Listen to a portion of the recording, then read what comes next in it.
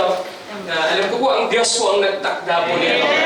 Although may konti pong kasiyahan, and I do believe it is God's will sa araw po nito.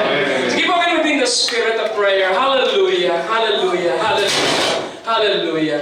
Ang maraming Diyos na makapangyarihan sa lahat, yung Diyos na may-ari po ng langit at ng lupa, yung Diyos na aming pong pinapapurihan, sinasamba at pinaparangalan, yung Diyos na napakabuti sa aming mga buhay, patuloy na ikaw ang sumama po sa amin, patuloy na ikaw ang magpahayag, patuloy, O Diyos, ang kadakilaan mo ang siyang makita, at ang Panginoon, ang katwiran mo, O Diyos, ang siyang aming lakaran sa araw-araw. Panginoon, salamat sa buhay po ng Ate Chin, Panginoon. O Diyos, ang marami pong kaarawan, naniniwala kaming ibibigay mo po sa Kanya. O Diyos, naniniwala po kami, O Lord, a long and satisfied life, O Diyos, ay pinagkatiwala mo at pinagkaloob. Panginoon, salamat sa Kanyang buhay. Ako'y naniniwala sa po yung iingatan, sa po yung gagabayan sa bawat araw. Ilalayo sa anumang sakit at karamdaman. Maging, O Diyos, sa temptation po ng mundo kung ito ay siya po yung ilalayo sa pangalan po ng Jesus. Maging, O Diyos, sa desisyon ng dalawa pong ito.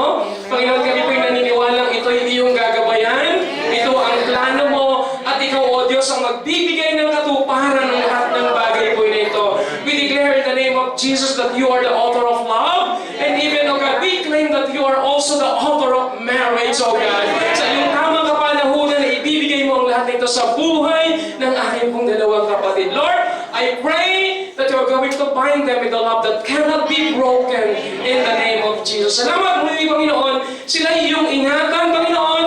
Ilayo sa anumang temptation ng mundo pong ito.